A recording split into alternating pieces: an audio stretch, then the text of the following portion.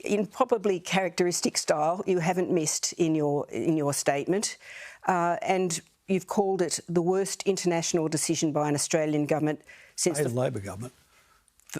By an Australian Labor government since the former Labor leader Billy Hughes sought to introduce conscription to augment Australian forces in World War I, and that it's a mistake. Yeah. Why is that? It's a mistake. Look, Labor has got all the big ones basically right in the 20th century. They got right knocking Hughes off over conscription. Curtin got it right in knocking Churchill off over the troops from Burma back to Papua New Guinea, back to Kokoda. Arthur Corwell got it right when he opposed the Vietnam War. Simon Crean got it right when he said we shouldn't be sending troops to Iraq and went to the wharf and waved them away while saying they shouldn't be going. Labor's had a knockout set of rights against the coalition, but this one is where we break the winning streak. And why is that? Because underlying all this stuff about the need of nuclear power is the idea that China has either threatened us or has threatened us. It has threatened us or will threaten us. Now, this is a distortion and it's untrue.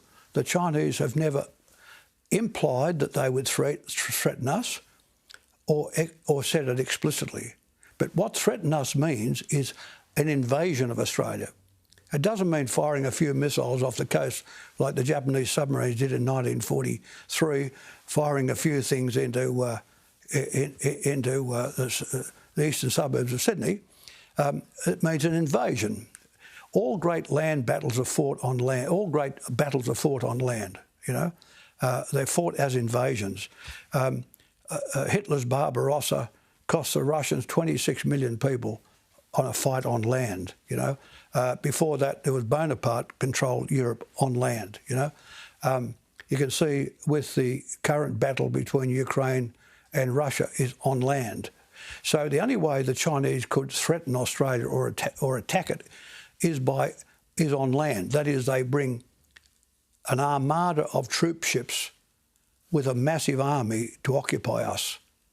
This is not possible for the Chinese to do because you would need an armada of troop ships and they'd need to come 13 days of steaming 8,000 kilometres between Beijing or Shanghai and Brisbane, say, in which case we would just sink them all. See, the moment they leave their port, they are visible straight away on things. See, remember this, the Allies succeeded in Normandy because as a maritime assault, because there was an industrial state 21 miles away, Britain. There was no radar and there was cloud cover. So in bad cover, we slipped those wharves onto the beaches of Normandy and got away with it. This is impossible today with satellites.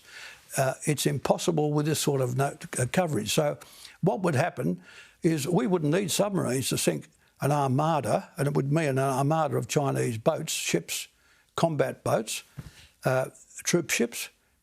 We just do them with planes and missiles. The idea that we need American submarines to protect us, if we buy 8, 3 are at sea, 3 are going to protect us from the might of China, really. I mean, the rubbish of it, the rubbish. So in other words, let me say this.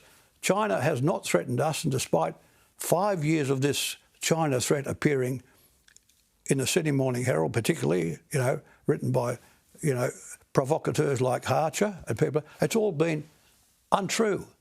So it's been untrue. So if the threat isn't about direct invasion, as you say, there is still an issue about China finding its place in the region and being more assertive in the region. Yeah. What's the appropriate strategic response to that? Yeah, well, I say in the speech, but it's worth saying here,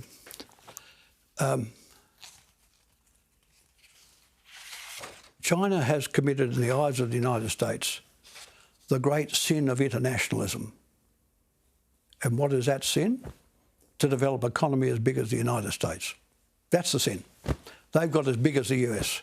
You see, in all those all those strategic people in the US, they get their little book out and they say, oh, state as big as us. They're licking through trying to find that, and they can't find it. You see, they will never, the Americans will never condone or accept a state as large as them, and that's what China presents. China's mere presence. I mean, they would have preferred they remain in poverty, 20% of humanity forever. But the fact that China is now, an industrial economy larger than the United States, larger, according to the IMF, 20% larger, they say, hang on, this is not in the playbook. This is not in the playbook. What an affront. So this is what this is about. It's about the maintenance of US, get this right, Laura, this is about the maintenance of US strategic hegemony in Asia. Now, this is a country which has no land in the metropolitan zone of Asia. There's no part of it. There's no Alaska, there's no islands, there's no US in Asia. It's 10,000 kilometres across the Pacific to the coast of California. So they are not a metropolitan Asian power, but they claim to be and wish to be the primary strategic power in Asia. So what are the Chinese supposed to say to that? Oh, that's okay. We've been here 4,000 years. We've developed, we've been subjugated by every bugger known to man. We've developed a decent economy, a decent standard of living, shelter, accommodation, education, That's our sin, is it? That's our sin. And we've got to be superintended by your Navy, by the US Navy. So you would always argue that we have to find our security in Asia. Exactly. And you would also argue that we have to maintain our own sovereignty in our policy. Yeah. If those are the rules, but you do have a China challenging the orthodoxy, if you like, of the region. It's not, but the thing is, it's not challenging. I'm not saying they're talking about threatening, to invade anybody, but they are a rising power and they are getting more assertive in their Well, they're power. not stupid. What would you do if you had an economy 20% bigger than the US? Would you hide your light under a bushel? What should we do? What do you think is the appropriate response? For example, if the Chinese want to assert themselves in terms of rights against the Philippines or Vietnam, we're not talking about an invasion or war, but in terms of asserting their rights, what is the defence and strategic? What do you think the United States in the Western Hemisphere doesn't assert its rights against Cuba? They're another superpower. No, I'm just saying. That's reasonable enough if you say that's what the US does, and you can say, well, that's what China does because it's a superpower. But what does it mean for us? What should we be doing? What it means for us is prosperity. That's what it means for us. It means that we join with 20% of humanity as they've dug themselves from poverty. So you've got to remember this about China. We're speaking of it as though it's almost like the old Soviet Union. It is not the Soviet Union. It's in the IMF. It's in the World Bank. It's in the WTO. It's in the WHO. You had Xi Jinping at Davos 5 years ago proselytising in favour of globalisation. I mean, this is not a state which wishes to overturn the West. But there's a whole lot of difference in not wishing to overturn the West and copying the nonsense from the Americans that the Chinese should live forever under their strategic command. You follow me? You've also said, though, in this speech that as a result of this announcement, in part, that the Chinese, we have set the clock ticking almost. That it has set a new trajectory for relationships in the region. Yeah, look, China is a lonely state. That's the truth of it. They would fall over themselves having a proper relationship with us. Fall over themselves. We supply their iron ore, which keeps their really industrial base going, and there's nowhere else but us to get it. We're providing them wheat, we provide them all sorts of things, investment, what have you. They are 12 flying hours from us. We have a continent of our own, a border with no one, no border disputes with them. Perfect. No, we've manufactured a problem. Don't let the sleeping dogs lie. We've given the old dog a kicking, and so instead of saying, you see, one of the points I've made here, and what's one of the principal problems of this deal is that defence has overtaken foreign policy. I mean, you don't see Penny Wong out there, you see Miles out there. Standing on the submarines is Miles. It's not Penny Wong. So what's happened is that the military have taken over the foreign policy, and as a consequence, we're not using diplomacy. I mean, let me just make this point. Running around the Pacific Islands with a lei around your neck handing out money, which is what Penny does, is not foreign policy. It's a consular task, fundamentally. Foreign policy is what you do with the great powers, what you do with China, what you do with the United States.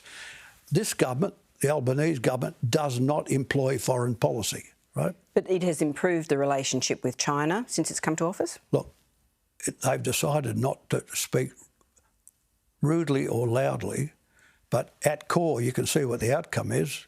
Here's Anthony Albanese signing up with the Americans, the British. I mean, look, let's remember about the British. They pulled their Grand Fleet out of East Asia in 1904. They witnessed the capitulation of Singapore in 1942, right? They then announced their East of Suez policy in 1968. In other words, you're all on your own, you Australians. We're leaving. We'll leave you with Singapore and New Zealand and Malaysia, right, the FPDA, you know. And then in 1973, just to make sure we got the message, they said, well, buggy you, we're going into Europe, so no wheat, no wool, no, you know. And then, of course, after the great problem of Brexit, after that fool Johnson destroyed their place in Europe, 2 world wars. It took 2 world wars to drag Britain to the centre of Europe, to sit beside Germany as the second major power. No, you know, the empirical people, you know, the Tories, that's good enough for us. We're Great Britain. We're the great power. So, OK, they're now out of... So then they're going to put together global Britain. So they're looking around for suckers, you know, global Britain. And they found, here's a bunch of accommodating people in Australia, you know, an accommodating Prime Minister, you know, a conservative Defence Minister, a risk-averse Foreign Minister. Let's put a proposition to them. So here we are, 230 years after we left Britain, we are returning to the Cornwall where Morrison did this deal. We're returning to Cornwall, and now Rishi Sunak, for God's sake, for Australia to find our security in Asia. I mean, how deeply pathetic is that? Well, when we last spoke in 2021, the Morrison government had just announced the AUKUS deal. You're savagely critical, as we've seen, of the Prime Minister and the Foreign Minister and the Defence Minister in this deal. What does it represent in the sense of our strategic and defence position? What does it represent? That's been announced. Look, I'd say for the cost $360 billion, for $360 billion, we're going to get 8 submarines. Right? It must be the worst deal in all history. But let's say 360. If we were buying Collins-class replacements, we'd get at least 40 to 50 of those submarines. 40 to 50 for the same price. Now, no Navy's ever done better than having 1/3 of their boats at sea at any one time. So we would have, let's call it 45 to make it simple, you know, or something like that. We'd have, you know, a third of them, 15, say, at sea. 15 at sea, against 3 nuclear boats. 15 against 3. Now, remember, the nuclear boat's only firing a traditional torpedo. It's not firing a nuclear torpedo, just like the other boats. And because it's 8,000 tonnes, that's big, they'll be discoverable from space. And what's more, they are too big for the shallow waters of the Australian coast. A 4,000-tonne boat, like the Collins, worked perfectly around the Australian coast because it was designed to protect Australia. It wasn't designed to sit off the Chinese coast sinking Chinese submarines, right? So now we've got a big 8,000-tonne clunker. We get 3 instead of 15. And you know, the Navy says, I saw with Miles, I saw Vice Admiral Collins, the head of the Navy, recently. They came up to see me. And Collins said, you know, well, Mr Keating, he said, you know, we've got to put the snort up every night to get the oxygen. I said, Admiral, please don't think I'm stupid. You only need to put the snort up if you're going at full power. If you go just cruising, you put the snort up every 4 days or so. And it may be that it is more risky now than it was 30 years ago. But if you've got 15 of the things at sea, how in the God would knocking one out matter. But if you knock one of the 3 nuclear subs out, it really matters. So now, they don't snort, but they'll be found because of their bulk. Yeah. So in terms of the actual deal, though, you've basically said that it's been structured to support US industry by buying into the Virginia-class submarines in the short term, and that the deal is driven by the fact that the Americans don't want to disrupt or can't disrupt their manufacturing capacity, and thus there's this proposal for the British to sort of co-build the That's right. Well, look, at the Kabuki show in San Diego a day or so ago, there's 3 leaders standing there. Only one is paying, our bloke, Albo. The other 2, you know, they've got the band playing, happy days are here again. You know, the American president can hardly put 3 coherent sentences together. You know, he was happy about it all. Rishi couldn't believe, you know, Rishi, you know. And so guess what? We're going to pass across $380 billion, A$ over time, to British Aircraft BAE Systems, a British company, to build these things, and to the American submarine submarine companies, and we have to build the bases here. So, you know, at San Diego there was only one payer, the Australian Prime Minister. You know. So how do you think this came about? I mean, you've talked a bit about the fact that in your statement about the fact that Labor came out and supported the Morrison government's proposition 24 hours after it was made. You know, is this because Labor doesn't feel that it can move on national security? Look, what happened? Penny Wong got the job 6 years ago, and she decided that with Bill Shorten at the time, that there should be no opening for the Liberal Party to attack Labor on strategic policy.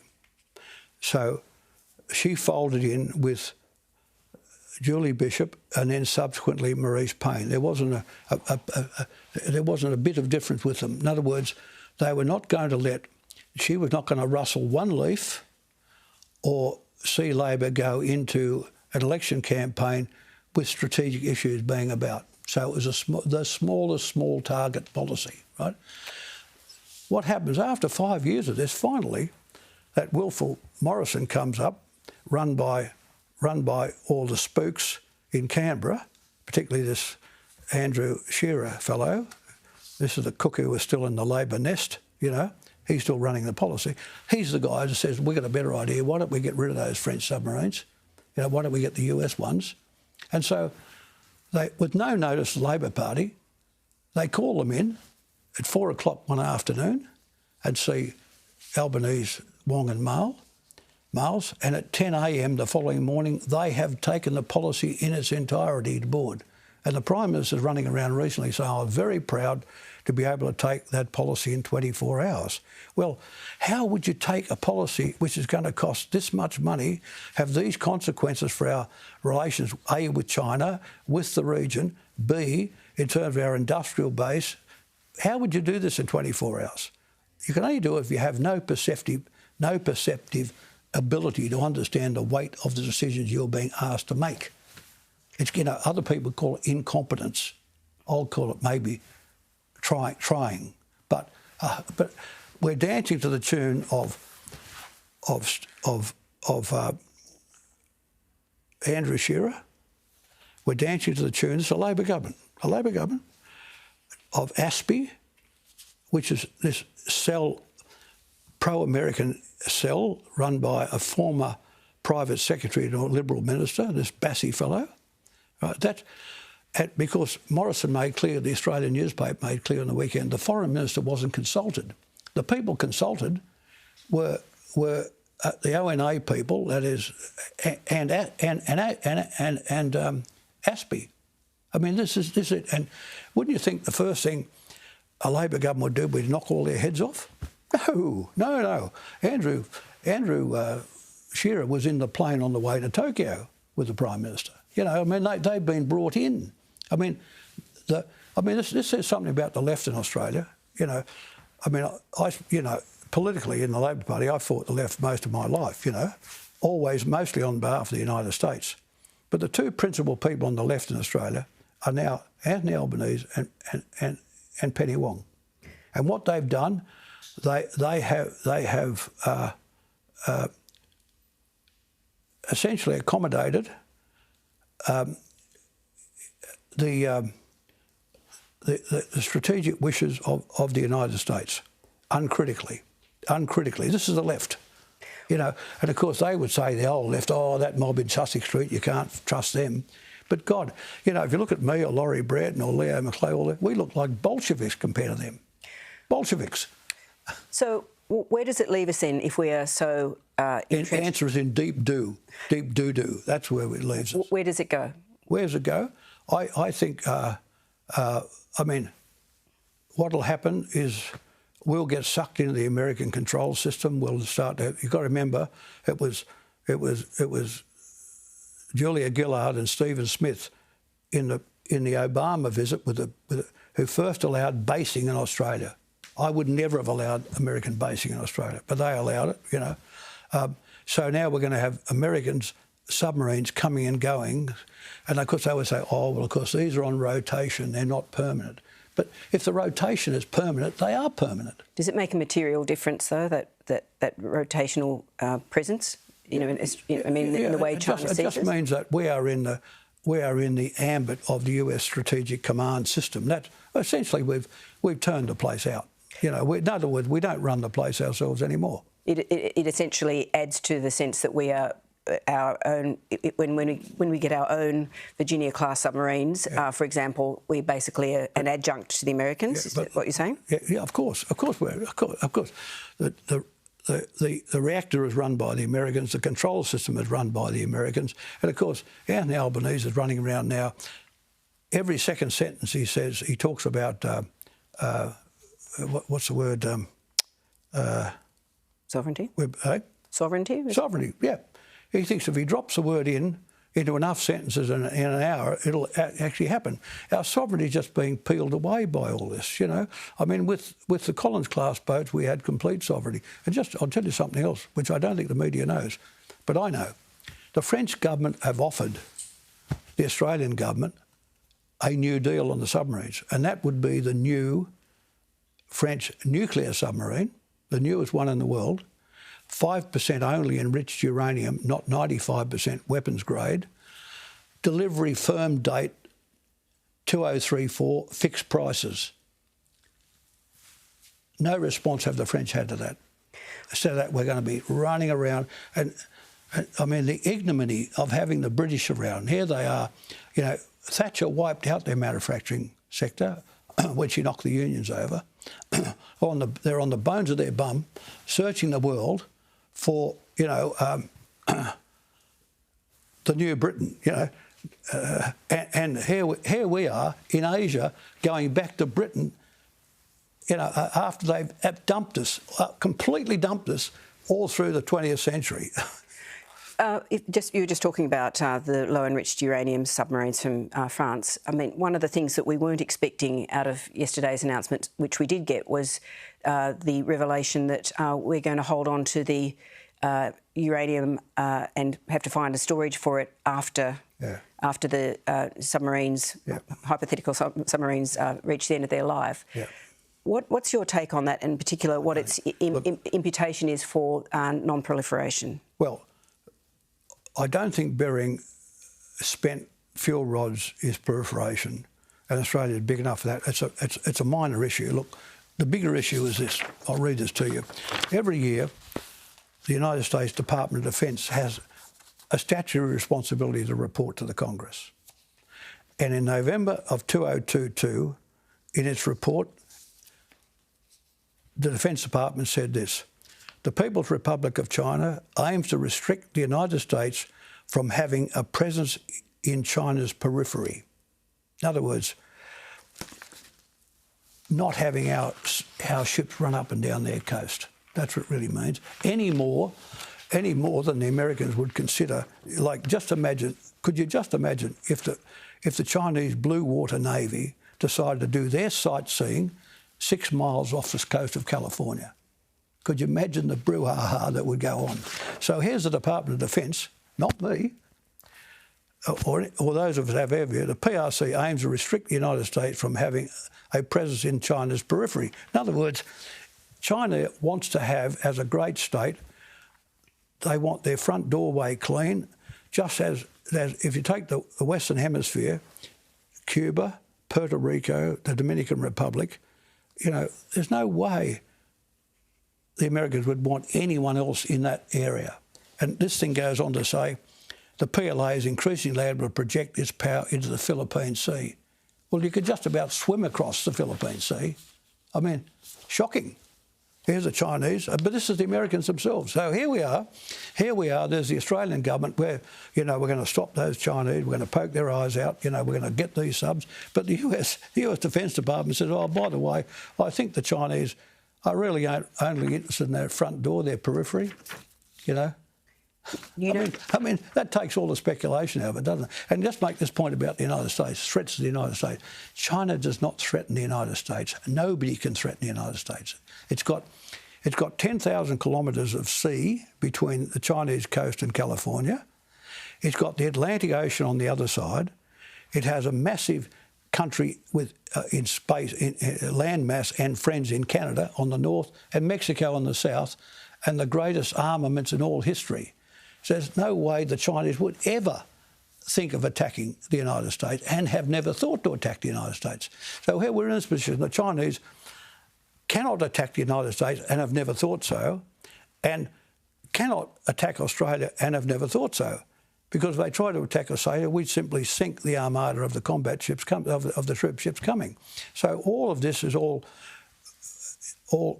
foreign policy spook-like talk. You know, these spook agencies all have a dirty postcard up their sleeve, you know. When I was Prime Minister, people say, oh, you're not at all interested in the cables, you know, the product of the security agencies, you know.